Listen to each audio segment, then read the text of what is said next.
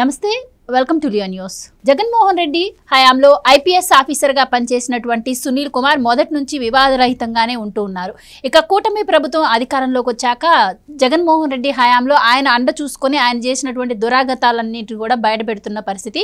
ఒక పక్క రఘురామకృష్ణరాజు గారి కస్టోడియల్ టార్చర్ కేసులో ఆయన A1గా ఉన్న విషయం మనందరికీ తెలిసిందే. అయితే ఇప్పుడు తాజాగా ఆయన భారత సర్వీసు నియమావళికి విరుద్ధంగా కావచ్చు, ఆయన ఉల్లంఘనలకు పాల్పడ్డారు అని చెప్పి ఆయనపై ఇప్పుడు సస్పెన్షన్ వేటు వేసింది కూటమి ప్రభుత్వం. మరి ఆయనపై రఘురామకృష్ణరాజు గారి కేసులో కావచ్చు, ఈ నిబంధనలు ఉల్లంఘించిన కేసులో మరి శిక్షణ ఏమైనా పడే అవకాశం ఉందా? అసలు మరి సునీల్ కుమార్ గారి ఫ్యూచర్ ఏంటి? ఇలాంటి విషయాలన్నీ తెలుసుకుందాం. మనతో పాటు ఉన్నారు senior political analyst Adusumalli Srinivas గారు. నమస్కారం sir. Sir, finally Sunil Kumar గారు అయితే సస్పెన్షన్ చేసింది కూటమి ప్రభుత్వం. సో రఘురామకృష్ణరాజు గారి కేసులో ఆరోపణలు వచ్చిన నేపథ్యంలో ఆయనపై ఇప్పటికే ఎంక్వైరీ కూడా వేసింది. సో ఇప్పుడు ఏం జరగబోతుంది అంటారు? మరి ఆయన ఏ కేసులో ముందుగా ఆయన పోలీసులు విచారించే అవకాశం ఉంది? ఆయనపై తీసుకునే యాక్షన్స్ ఏ విధంగా ఉండబోతాయంటారు? ఆర్ఎస్ ప్రవీణ్ కుమార్ గారు ట్వీట్ చేశాడు. అంతే, ఇటీవల కాలంలో ఆయన సునీల్ కుమార్ గారికి పూర్తి స్థాయి మద్దతు చెప్తా వచ్చారు. ఆయన విషయంలో కేసులు కట్టకూడదు, లేకపోతే ఆయన ఏమనకూడదు అన్నట్టుగా ఆయన వైఖరి ఉంది. అయితే ఎవరు మాట్లాడకపోతే దాని గురించి ఏదో నిజం అనుకునే అవకాశం ఉంటుంది. ఇప్పుడు ఆయన మిత్రుడై ఉండొచ్చు, లేకపోతే వాళ్ళకి వాళ్ళకి ఏమన్నా సర్వీస్లో వాళ్ళకి ఒకరికొకళ్ళు మంచి పరిచయాలు ఉండొచ్చు. కానీ ఇక్కడ జరిగింది ఏంటంటే, పివి సునీల్ కుమార్ గారి విషయంలో ఆయన డీజీపీ అవుతాడని చెప్పేసి అవ్వకుండా కుట్రలు చేస్తున్నారు. దళితులు ఒక దళిత మేధావి బాగా చదువుకున్న వాళ్ళు అవకాశం కెరీర్ని పాడు చేస్తున్నారు అన్నట్టుగా ట్వీట్ చేసాడు. ఎక్స్పెషల్లీ తెలుగుదేశం పార్టీ గురించి చెప్పుకోవాలంటే, బాలయోగి గారు ఎవరండి లోక్సభ స్పీకర్ చేశారు, ప్రతిభా భారతి గారు ఎవరు, ఇలా చెప్పుకుంటూ పోతే తెలుగుదేశం పార్టీ చరిత్రలో చాలా ఉన్నాయండి. అందుకని ఈ పార్టీని బడుగు బలహీన వర్గాలు తమ వేదిక గొంతుగా చెప్పడం. ఇప్పుడు వంగలపూడి అనిత గారు ఎవరు home minister, Andhra Pradesh home minister ఎవరండి? అంటే మీకు ఇక్కడ ఇప్పుడు ఇదే at the same time RS Praveen Kumar గారు ఏ పార్టీకి ప్రాతినిధ్యం వహిస్తున్నారు? అది బీఆర్ఎస్. మరి వాళ్ళు ఏం చెప్పారు? దళితుడిని ముఖ్యమంత్రి చేస్తారని వచ్చాడు ఆయన. మరి చేశారా? మరి ఆ పార్టీలోకి ఏ రకంగా వెళ్ళారు మీరు? ఇంత దళితుల మీద ఎంత ప్రేమ ఉన్నప్పుడు సరే, ఇప్పుడు చేయగలిగితే కొండ వదిలేసినట్టుగా, లేకపోతే నొప్పి పుట్టినప్పుడు అమ్మో అన్నట్టుగా ఉండకూడదు. ఒకవేళ నిజంగానే ఈయన అన్నట్టుగా ఆయనకి కుట్ర చేస్తున్నారు అనుకోండి, కేంద్రానికి కొంతమంది సీనియర్ల లిస్ట్ పంపిస్తారు. అయ్యే ఇప్పుడు రేపొద్దున డీజీపీ అవ్వాలనుకోండి, ఆల్ ఇండియా సర్వీసెస్ కదా వాళ్ళు, ఆ లిస్ట్ పంపిస్తారు. ఒక 6-8 మందో లిస్ట్ పంపిస్తారు. ఆ లిస్ట్ పంపించినప్పుడు కేంద్రం ఏం చేస్తుందని దాన్ని సార్ట్అవుట్ చేసి ఒక మూడు పేర్లు పంపిస్తారు మనకి. అప్పుడు ఆ 3 పేర్లో కూడా ముఖ్యమంత్రి గారు ఎవరు కావాలో వాళ్ళు ఎంచుకుంటారు. ఆ ఆప్షన్ వాళ్ళకి ఉంది. వాళ్ళ సర్వీసు, వాళ్ళ రికార్డు, వాళ్ళు ఎలాంటి భావజాలంతో ఉన్నారో, వాళ్ళు ఏం చేశారో అనేది చూసుకుని అప్పుడు ఆ 3లో ఎంచుకుని వెసులుబాటు రాష్ట్ర ప్రభుత్వానికి ఉంటుంది. అప్పుడు మరి ఈయన ఎలాగైపోతాడు అనుకుంటారు? అంటే ఆయన గ్యారంటీగా రేపు పొద్దున సీట్లో కూర్చుంటే కుర్చీ లాగేశారు అన్నట్టుగా చెప్పకూడదు కదా, ప్రజలు తప్పుదో పట్టించకూడదు కదా. పైగా ఈయన తెలంగాణ నుంచి మాట్లాడుతుంది. అండ్ ఇంకోటి సార్, ఎప్పుడైతే ఈ సునీల్ కుమార్ మీద ఆరోపణలు వచ్చాయో వెంటనే ఆయన కూడా బయటికి వచ్చి కులం కార్డు బయటికి తీసుకురావడం మొదటి నుంచి కూడా మనం చూస్తూనే ఉన్నాం. ఇప్పుడు ఈయన డీజీపీ అయిపోతాడని ఎలాగనుకుంటారో? ఆయన కళ్ళలో చెప్పారు ఎవరిని వచ్చి. రాజశేఖర రెడ్డి గారు అంటే ఆయన చాలా ప్రేమ అభిమానం ఉంది కాబట్టి ఆయన అవక్కన జగన్మోహన్ రెడ్డి గారు కనిపించినట్టు ఈయన కనిపించి చెప్పారేమో అనుకోవాలి అంతే. అయితే ఇక్కడ అలా కాదండి, సామాజిక వర్గ పరంగా వాళ్ళిద్దరు ఆఫీసర్లు ఇద్దరు కూడా చెరొక వర్గానికి ప్రాతినిధ్యం వహిస్తున్నారు సంబంధించిన వాళ్ళు. ఇప్పుడు రాష్ట్రంలో ఏం జరుగుతుందండి, దేశంలో కానీ ఎస్సీ వర్గీకరణ జరుగుతుంది. ఇప్పుడు కేంద్ర ప్రభుత్వం ఎన్డీఏ గవర్నమెంట్ అనేటువంటిది ఇప్పుడు ఎస్సీ వర్గీకరణకు అనుకూలంగా ఉంది. చంద్రబాబు నాయుడు గారు ఆల్రెడీ వర్గీకరణ చేశారు. ఇప్పుడు ఆర్ఎస్ ప్రవీణ్ కుమార్ గారు జాతి ఔన్నత్యం, జాతి మేలు కోరి ఒక రకంగా వాళ్ళు పోరాడుతున్నారు కదా, ఎంఆర్పిఎస్ మందకృష్ణ గారు వాళ్ళను. దానికి తగ్గట్టుగా చంద్రబాబు నాయుడు గారు 99లో అధికారంలోకి వచ్చినప్పుడు వర్గీకరణ చేసి మాది సోదరులందరికీ ఉద్యోగ అవకాశాలు కల్పించడం చరిత్ర ఉంది కదా. అటువంటి పరిస్థితులు ఇప్పుడు మాలను తక్కువ చేయడం కాదు, అంటే వాళ్ళు పోరాటం చేశారు. ఆ పోరాటానికి అనుకూలంగా ఈ ప్రభుత్వం స్పందించింది. ఇప్పుడు ఎన్డీఏ ప్రభుత్వం కూడా స్పందిస్తుంది. అటువంటిప్పుడు సునీల్ కుమార్ గారికి ఈయనకి ఒక రకంగా ఈ ప్రభుత్వం వాళ్ళ సామాజిక వర్గ ప్రయోజనాల గురించి పనిచేస్తున్నప్పుడు వాళ్ళని వ్యతిరేకించే అవకాశం ఏ రకంగా తీసుకుంటారైనా సరే, దాన్ని విశాల భావంతో ఉన్నారనుకుందాం. డెఫినెట్గా ఉండొచ్చు, ఆయన అభిప్రాయం ఆయనకు ఉండొచ్చు. అయితే ఇప్పుడు సునీల్ గారు బావగారు పివి రమేష్ గారు రిటైర్డ్ ఐఏఎస్ ఆఫీసర్. ఆయన అవినీతి మరక లేదు, నిష్పక్షపాతంగా నిప్పులా బతికిన మనిషి. ఇప్పుడు వాళ్ళ విషయంలో మరి ఈయన వైఖరి ఏంటి? ఇప్పుడు ఒక దళిత సమాజం నుంచి ఆ స్థాయికి రావడం చాలా గొప్ప. ఎందుకంటే ఒక 30-40 ఏళ్ల క్రితం వాళ్ళ నేపథ్యం, చదువుకునే అవకాశాలు, సామాజికంగా వాళ్ళ అణిచివేత ఇవన్నిటిలో మనం చూసి వచ్చాం. అటువంటి పరిస్థితుల్లో వాళ్ళు ఆ రకంగా చదువుకుని పైకి వచ్చి ఆ స్థానానికి వచ్చిన వాళ్ళు ఈ విషయంలో వాళ్ళ తల్లిదండ్రులకి ఏం సమాధానం చెప్తాడు ఈయన? వాళ్ళ బిడ్డ ఆడబిడ్డ విపరీతంగా ఇబ్బంది పడింది, వాళ్ళ పట్ల ఈయన వ్యవహరించిన తిరిగి నేను సమాధానం చెప్తారు? ఇదంతా గొడవలు జరిగినాయి కదా, అప్పుడు మాట్లాడాలి కదా. అప్పుడు ఏమన్నా ఆడబిడ్డ సోదరి వెనకాల నిలబడ్డారు, వాళ్ళ తల్లిదండ్రులకి ఏం సమాధానం చెప్తారు? అవునా కదండి. అప్పుడు కూడా స్పందించాలి కదా. ఈయనకి అన్యాయం జరుగుతుంది అన్నప్పుడు మీకు విశాల దృక్పథంతో, స్నేహపాత్రతో మాట్లాడుతూ వాళ్ళ కుటుంబమే కదా.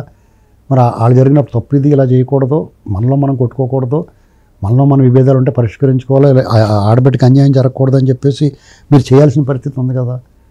అలాగే రఘురామకృష్ణరాజు గారిని కస్టోడియల్ వైలెన్స్ ఈ ప్రపంచం అంతా చూసింది. దాన్ని ఎవరు మసిపూసి మారడికాయ చేయలేరు, కళ్ళ గంతలు కట్టలేరు.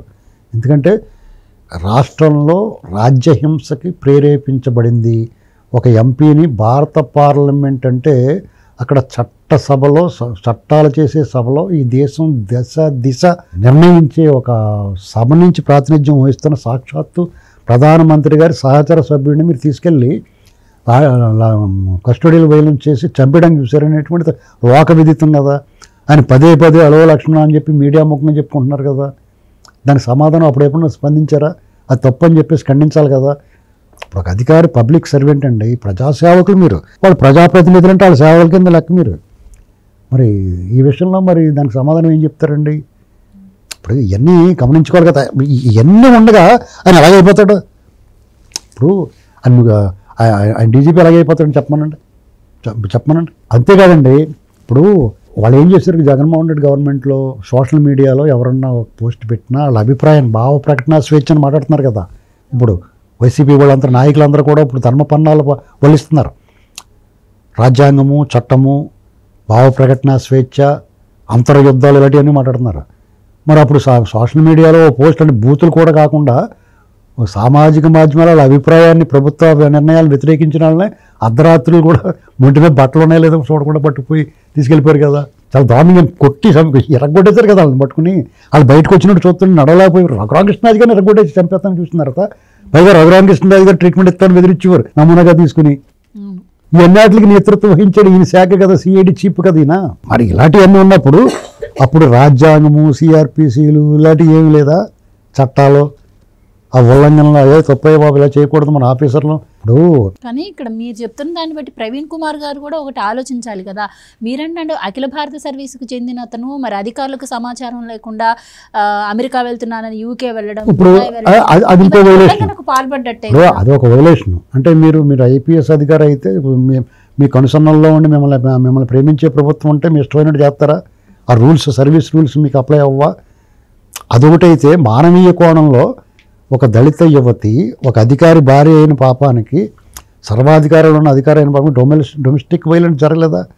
ఆ ఆడకూతురికి న్యాయం ఏం జరిగింది? కుటుంబపరంగా కూడా ఆయనపైన ఆరోపణలు. అంటే అది మానవీయ కోణం, అది మానవత్వం. ప్రతి వాళ్ళు స్పందించాలి. వాళ్ళే కాదు, దీనికి కులం ఆపాదించకూడదు. ఏ కులంలో ఏ మతంలో జరిగినాక మనం స్పందించాలి ఏంటండి. అలాంటి పరిస్థితుల్లో ఇప్పుడు రాయవెల్లిలో చదువుకున్నాడు పివి రమేష్ గారు, తల్లిదండ్రులు అది కష్టపడి చదివించారు. అటువంటి పరిస్థితిని ఒక డాక్టర్ 37th ర్యాంక్తో ఓపెన్లో ఐఏఎస్ సాధించాడు అతను. అంత మేధావి. అలా అని చెప్పి గర్వంతో అవినీతికి, చాలామందిలాగా అవినీతికి ఆశ్రయించలేదు, అతను నిప్పులా బతికాడు. మరి ఇలాంటి వాళ్ళందరినీ చూసుకుంటే మరి వాళ్ళ పక్కన కదా నిలబడాలి ఈయన. అన్యాయం జరిగిన వాళ్ళు, బాధితులు, వాళ్ళు విక్టిమ్స్. వాళ్ళ తరపు నిలబడకుండా పివి సునీల్ కుమార్ గారు కూడా మంచి రచయిత. ఆయన కూడా జాతి రక్షించడానికి ఈయన స్వారూపాన్ని పెడతా, ఆయన ఏదో అంబేద్కర్ మిషన్ అని పెట్టి జాతికి ప్రయోజనాల కోసం పనిచేస్తారు. దాన్ని తప్పట్లేం, చేయాలి కూడా. కానీ మీరు చెప్పేదోటి చేసేదోటి కనపడకూడదు కదా. స్వచ్ఛంద సంస్థలు కూడా ఉన్నాయి. అవునండి, ఇప్పించుకోవటం తప్పలేదండి, ఇప్పుడు తప్పలేదండి. ఇప్పుడు ఇవన్నీ చేయొచ్చు, మీరు చేసి మీరు ఆ జాతికి అంబేద్కర్ గారిలాగా నిలబడచ్చు. 10 కాలాల పాటు మేము గుర్తించుకుని వాళ్ళ ప్రయోజనాలు చూడాలి. అంతేగాని ఇలాంటి రాక్షసులు లాంటి జగన్మోహన్ రెడ్డికి సమర్థించి మీరు టోటల్ ప్రజలందరికీ మీరు విరోధులయ్యి ప్రజా విరోధిలాగా మారిపోయి ఇదేంటి ఈ ఆఫీసర్ల చేత మీకున్న మంచి పేరుని పోగొట్టేసుకుని ఏ రకంగా సమర్థనీయం అంటే ఇది? జగన్మోహన్ రెడ్డి గారి హయాంలో ఈయన రాజకీయాల్లోకి రావాలని ఆశించారని, అందులో భాగంగానే ఇవన్నీ ఏమన్నా చేయొచ్చండి. ఇప్పుడు రాజకీయాల ఆయన కొత్త పార్టీ కూడా పెట్టబోతున్నాడని కూడా మీరు రాజకీయాలు రావచ్చు, ప్రజాభిప్రాయాన్ని మీ ప్రజామోదాన్ని పొందొచ్చు. దానికి మీరు అవినీతి చేసి అక్రమాలు చేయటం ఎందుకు? మీ పని మీరు నిష్పక్షపాతంగా చేస్తే కూడా డెఫినెట్గా మిమ్మల్ని ఎత్తిపెట్టుకుంటారు. ఎవడొక పార్టీ కూడా రండి బాబు మీకు అని చెప్పి తీసుకుంటారు. ఇప్పుడు ఇతర పార్టీల్లో అది మాజీ అధికారులు లేరా? ఇప్పుడు మీరు దానికి తోడు మీ మీద అవినీతి ఆరోపణలు కూడా వచ్చినాయి. సునీల్ కుమార్ గారి మీద రకరకాల ఆరోపణలు వచ్చినాయి. ఇప్పుడు ఆరోపణలు అది ఆరోపణలా నిజం అనేటువంటి త్వరలో తెలుస్తారు. అసలు ఆరోపణ రాకూడదు కదా మీ మీద. మీరు నిజాయితీగా ఉంటే నిప్పులేందుకు పొగెందుకు వస్తుంది? ఆ మాటలు మీరే చెప్పేవారు కదా చంద్రబాబు నాయుడు గారి మీద అక్రమ కేసు పెట్టి. ఇప్పుడు మీ ఆధ్వర్యంలో సిఐడి ఆంధ్రప్రదేశ్లో 19 నుంచి 24 వరకు కూడా ఎన్నడూ చూడని వినని దాష్టీకం చేశారు. అది చరిత్ర చెప్పిన సత్యంలాగా మన కళ్ళ ముందు అలా కనపడుతూ ఉంటుంది. అప్పటికి ఎవరు మర్చిపోలేరు. మీరు శిక్ష పడాలా, మీరు తగిన శాస్తి జరగాలని చెప్పి వెయిట్ చూస్తూ ఉన్నారు అందరం. ఇప్పుడు జత్వాని అన్న ఆవిడ్ని తీసుకొచ్చి హింస పెట్టేశారు ఆ అధికారులు. అప్పుడు మీకు రాజ్యము రాజ్యం ఈ చట్టాలు రాజ్యాంగము చట్టం ఏం కనపడలేదా? కులాలు అప్పుడు మీరు మాట్లాడాలి కదా తప్పిది ఇలా చేయకూడదని. ఎందుకంటే వాళ్ళ విలువ ఎలా పోద్దంటే మీరు మంచివాళ్ళు అయి ఉండొచ్చు, నిజాయితీ పరులు అయి ఉండొచ్చు, కానీ ఒక అక్రమార్కుడిని, దుర్మార్గుడిని, అరాచకవాదిని మీరు సమర్థించారంటే, జగన్మోహన్ రెడ్డి లాంటి అరాచకవాదిని సమర్థించిన అధికారిని మీరు సమర్థిస్తున్నారంటే మీరే కోవలోకి చెందుతారు. మీ విలువ పతనం అవ్వట్లేదా? మీకు చెడ్డ పేరు రావట్లేదా? రేపొద్దున మీ మాట ఎవరు విశ్వసిస్తారు? అంటే మీరు వన్ సైడ్గా ఉన్నారు. ఒక ప్రభుత్వం మీద, ఒక వ్యక్తుల మీద మీరు ద్వేషాన్ని మేము చిమ్ముతున్నారని చెప్పి అనుకుంటారు కదా. పోనీ మీరు ఏదన్నా ఒక పార్టీలో స్థిరంగా ఉన్నారు, మీరు సొంతంగా పార్టీ పెట్టుకున్నారు, తర్వాత బీఎస్పీలోకి వెళ్ళారు, తర్వాత ఇప్పుడు బీఆర్ఎస్లోకి వచ్చారు, రేపు ఏ పార్టీలోకి వెళ్తారు ఎవరికి తెలుసు? అంచేత మీ అభిప్రాయాలను ఇలా వన్ సైడ్గా ఒక వ్యక్తులు టార్గెట్గా మాట్లాడితే రేపొద్దున మీ అభిప్రాయాలు విలువ ఉండదు, మీ స్థాయి అలా తగ్గిపోతూ ఉంటుంది. మీరు స్వచ్ఛందంగా పదవీ విరమణ చేసి ఆ సర్వీస్ కూడా వదులుకుని వచ్చారంటే అంతకు మించిన సేవ కనిపించాలి మీ చేతుల్లో, మాటల్లో. అది ఎక్కడ కనిపించట్లేదు. ఇది very bad and very sad. ఆయన ఇప్పటికైనా తెలుసుకుంటే మంచిది. Right sir, thank you so much. Please subscribe to Leo news for more videos.